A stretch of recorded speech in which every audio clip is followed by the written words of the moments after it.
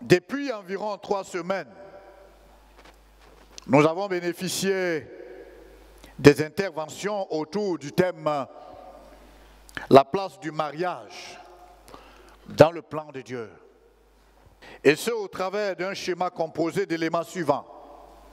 Premièrement, la position de l'homme et de la femme dans le plan de Dieu, révélée à travers la création, à travers la place de l'homme dans le plan de Dieu, à travers la place de la femme dans le plan de Dieu.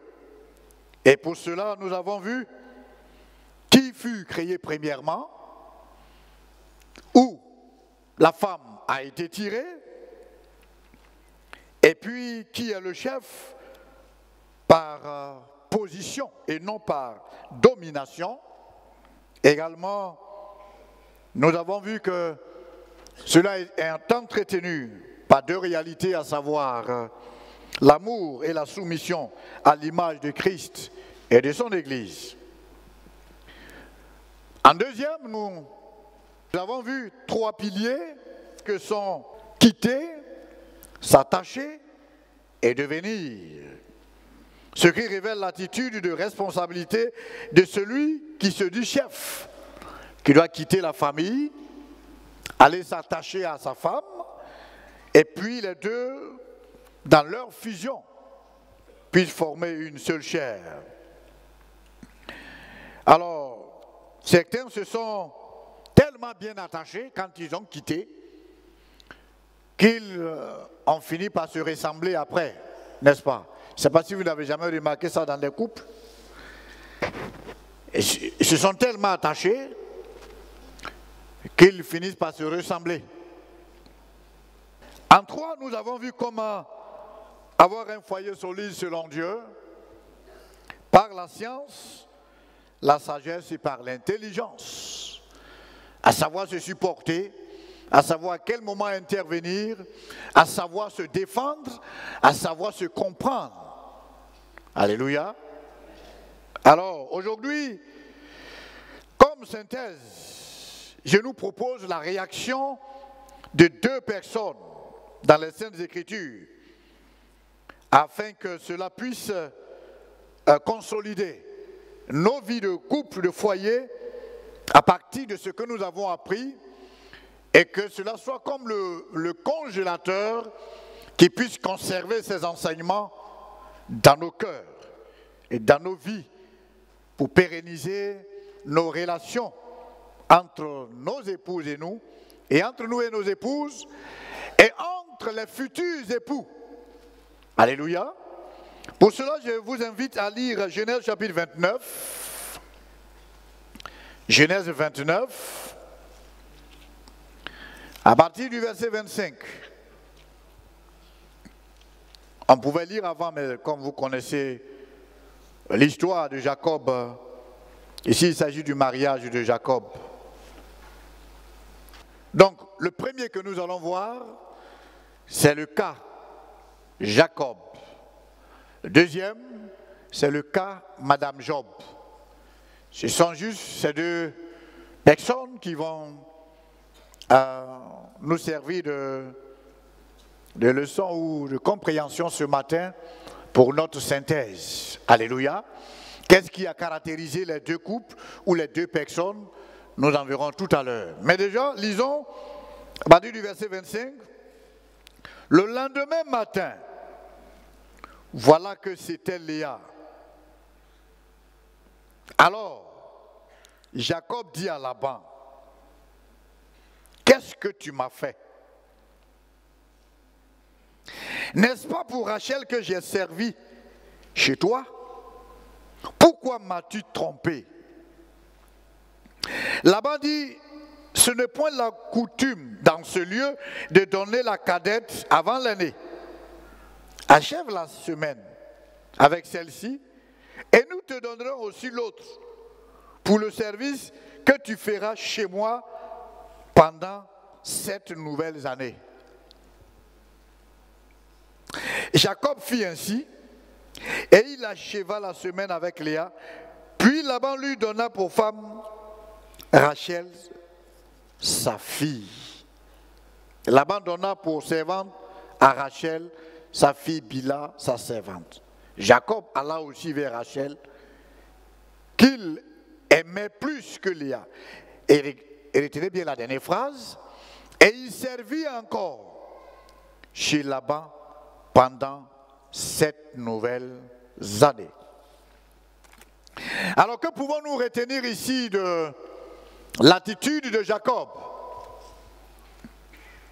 Au travers de notre lecture, nous remarquons Jacob exprimer une insatisfaction selon le contrat qui le liait avec Laban. Il a travaillé pendant 7 ans pour avoir Rachel. Et voici qu'après, on lui donne Léa. Or, c'est Rachel. Il veut. Il exprime son insatisfaction et il réclame en quelque sorte celle qu'il désire. Et pour qu'il puisse entrer en possession de Rachel, il va travailler encore 7 nouvelles années. Dans l'esprit de Mipha, cela m'amène à dire ce matin, plusieurs ont souvent rencontré des Léa après leur mariage. C'est-à-dire, ils ont voulu Rachel selon les critères qui caractérisaient ou qui caractérisent Rachel, selon la vie de Rachel, selon leur observation quand ils ont vu Rachel. Pendant les fiançailles, ils ont vu Rachel.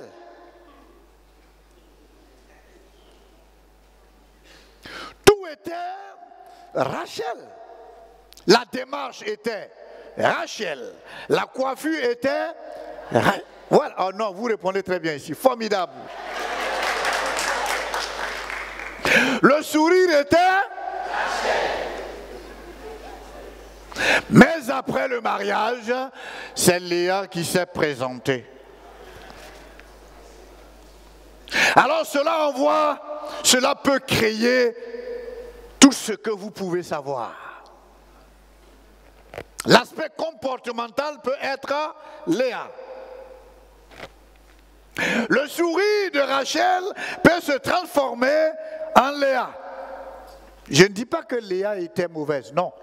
Je suis en train d'emprunter une démarche théologique que vous comprenez très bien puisque vous êtes avec un docteur. Il y a donc un changement. Alors que faire? C'est le que faire qui est notre question ou notre préoccupation concernant le cas Jacob. Selon vous, qu'est-ce qu'il faut faire? En notre temps, aujourd'hui, on parle de divorce quand on a remarqué que c'est Léa. N'est-ce pas? Oh! Plusieurs personnes nous ont fait savoir. On aurait mieux le ciel et la terre. On révélait comment ils sont dans le plan de Dieu pour leur mariage. Quelqu'un disait, si, pasteur, si vous et le conseil, vous m'empêchez d'épouser cette fille, je vais devenir païen et vous serez responsable. Tellement il était convaincu que c'était Rachel.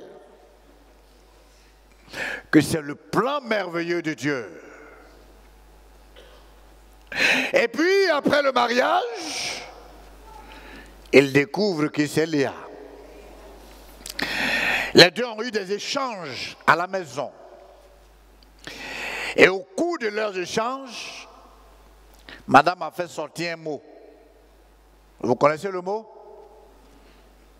C'était un matin, dans leur discussion, je ne vous dis pas la raison. Et puis, madame est venue chez le pasteur avec le front enflé. Ce qui n'existait pas sur elle avant leur mariage. Et le pasteur demande, mais qu'est-ce qui s'est passé ce matin? Et puis tu as corne, c'est un mouton qui a corne. Toi, tu n'as pas le droit d'avoir corne. Et elle dit, c'est mon mari qui m'a donné un bon coup. Ah, lui, c'est la solution qu'il a trouvée. Mais je vais vous dire tout à l'heure qu'est-ce qu'il faut faire. Ce n'est pas la bonne solution. Alors, on fait appel au monsieur. Pourquoi tu fais ça, madame? Tu ne sais pas qu'on ne tape pas la femme? Il dit, pasteur, nous avons eu des disputes ce matin. Et mon mari m'a dit, va au diable. Pasteur, j'ai une question à vous poser. Quand on va chez le diable, le conseil que le diable m'a donné, c'est ce que j'ai appliqué.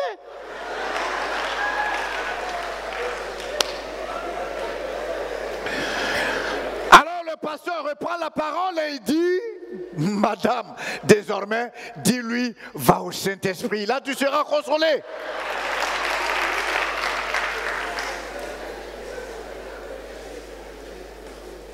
Alors, que faire, bien-aimés frères et sœurs, quand on a découvert que c'est Léa? Un seul fait, ou une seule action, une seule attitude. Il faut travailler. Alléluia. Jacob a accepté de travailler pendant 7 nouvelles années, c'est-à-dire 14 ans au total, pour avoir Rachel. Il faut travailler à quoi? Il faut travailler à donner à celle que tu vois comme Léa l'image de Rachel. Par quoi? Par ton amour. Il n'y a pas d'autre. Dieu a travaillé à cela en nous envoyant son Fils Jésus. Et c'est pendant que nous étions pécheurs qu'il nous a aimés. Et nous ayant donné Jésus, il s'est identifié à nous. Et l'apôtre Paul va en parler lorsqu'il parle des couples. Il dit, Marie, aimez vos femmes comme Christ a aimé l'Église. Alléluia. Et s'est donné lui-même pour elle. Tu vas devoir travailler. Dans le travail, tu vas devoir être patient. 14 ans de travail. Quelle patience. 14 ans pour labourer dans le champ de Laban. 14 ans pour élever les animaux de Laban. Dans l'élevage des animaux, 14 ans pour ramasser les déchets de Laban. Waouh! Dans ce travail, il ne faut plus jamais voir les défauts. Il faut laisser apparaître les qualités. Prier pour que les défauts, tu les considères comme des erreurs. Travailler jusqu'à ce que celle que tu vois comme Léa soit à l'image de Dieu. Et que si Christ venait, elle soit enlevée pour aller au ciel. C'est là la responsabilité. Deuxième, voyons le cas, Madame Job. En réalité, dans cette grâce de pouvoir prendre parole dans ce nouveau temple, parce que plusieurs doyens même de l'Assemblée de Dieu ne sont pas encore passés ici. C'est vrai, non? Et moi, petit comme ça, Dieu me fait grâce d'être là, et puis je suis chez mon papa. Donc selon vous, si je dois prêcher, on doit sortir à 17 h. Voilà, merci. Mais il y a certains qui sont en train de dire, il faut essayer, tu vas voir. Il faut essayer, tu vas voir. Tu as vu qu'aujourd'hui il a plu, non? Il faut essayer.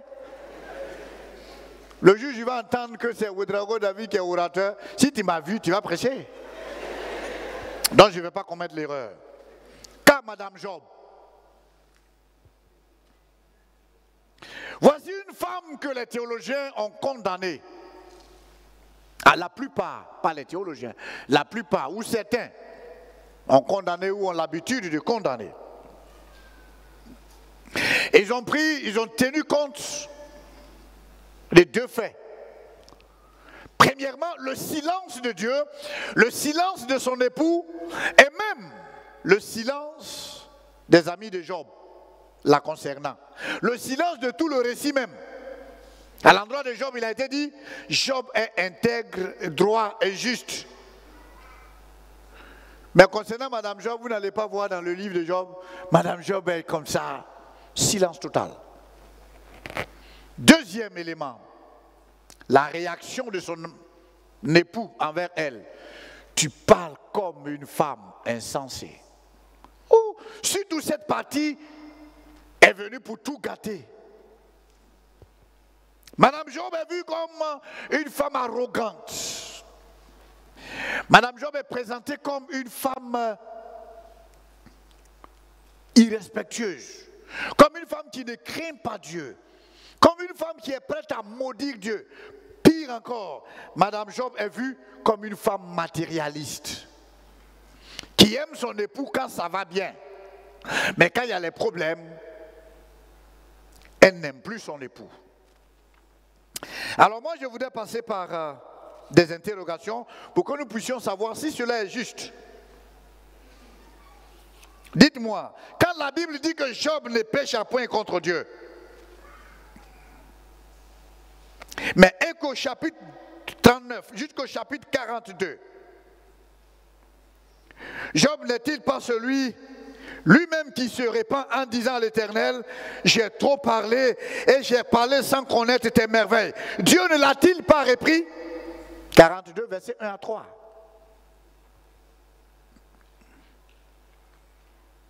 Quand Dieu a restauré Job et qu'il a eu 10 enfants, les 10 enfants qu'il a eu après, les 10 nouveaux enfants, ne les a-t-il pas eu avec la même femme? Job a-t-il divorcé? Pourquoi Dieu n'a-t-il pas tué cette femme? Troisième question. Quand Dieu a repris Job, et Dieu même a repris les amis de Job, pour qu'ils passent se confesser chez Job, afin que Job prie pour eux, pourquoi Dieu n'a-t-il pas repris la femme de Job? Avec ces interrogations, je suis parvenu à savoir, à réaliser que Madame Job était une femme effacée.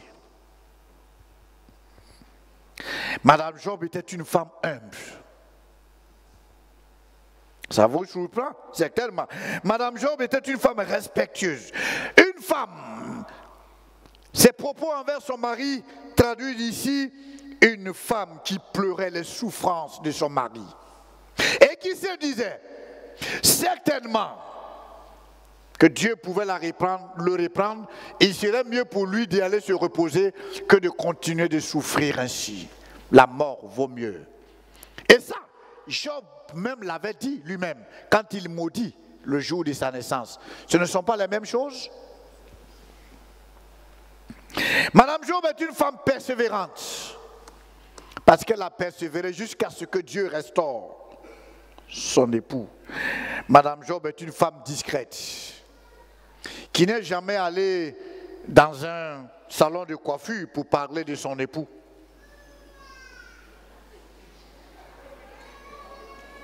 D'ailleurs,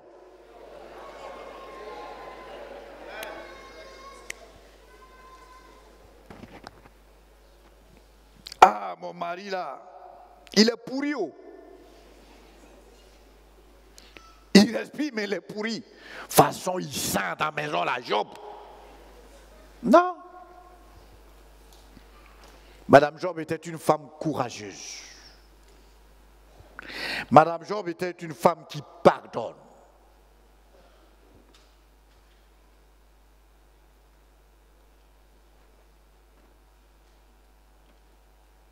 Son attitude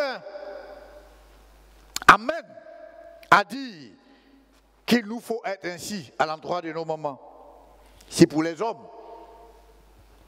C'est le cas Jacob. Pour vous, c'est le cas Madame Job.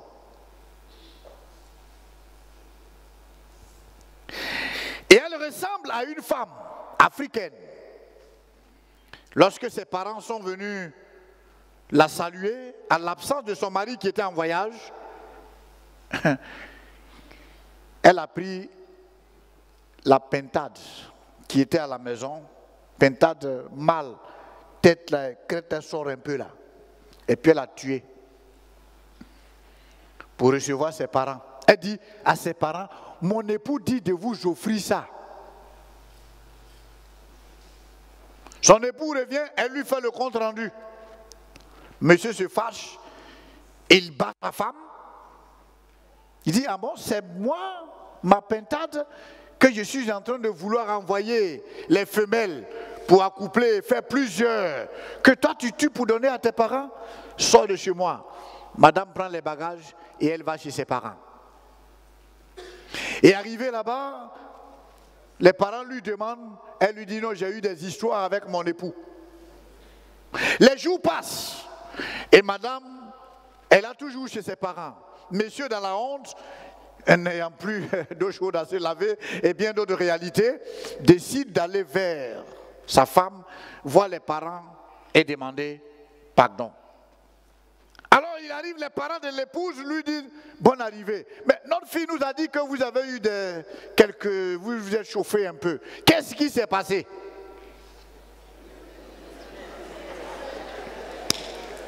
Dites-moi, est-ce que monsieur peut expliquer? Qui va expliquer? Madame prend la parole. Quand madame a pris la parole, au départ, monsieur a failli disparaître. Parce qu'elle a fait une introduction qui fait peur. Elle dit ceci. Mes parents, quand vous êtes venus,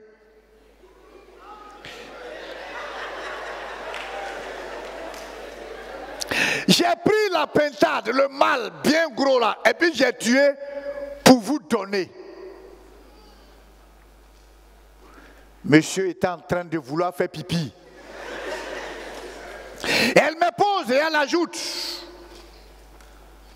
Quand vous avez mangé, vous êtes parti à son retour, je lui ai fait le compte rendu pour lui dire que il m'a demandé de vous donner la pintade. Alors il s'est fâché. Et regardez la raison que la femme dit. Il s'est fâché, il m'a battu, il m'a mis dehors en me disant pourquoi tu n'as pas tué le bélier pour les recevoir?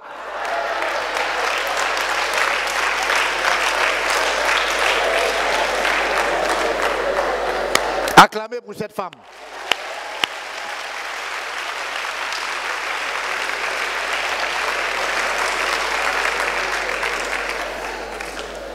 Monsieur a demandé à boire de l'eau. On lui a apporté un gros gobelet, il a fini. Il dit pourquoi ce n'est pas le bélier que j'ai utilisé pour vous recevoir? Cela rentre dans le cadre de quoi? La science, l'intelligence et la sagesse.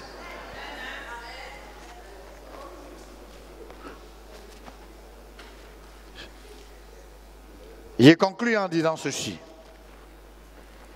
Que ton foyer soit selon le plan de Dieu. Amen. Que l'exemple de Jacob et de Madame Job soit ton partage. Et que Dieu demeure dans ta vie de foyer pour ceux qui sont déjà mariés et pour ceux qui ne le sont pas encore, que toute la grâce du Seigneur soit sur vous et que vous ayez des foyers modèles dans ces temps de la fin où il y a des crises. Car Dieu demeure éduquer le monde au travers de la vie du couple. Que Dieu vous bénisse et que sa grâce soit votre partage au nom de Jésus. Amen.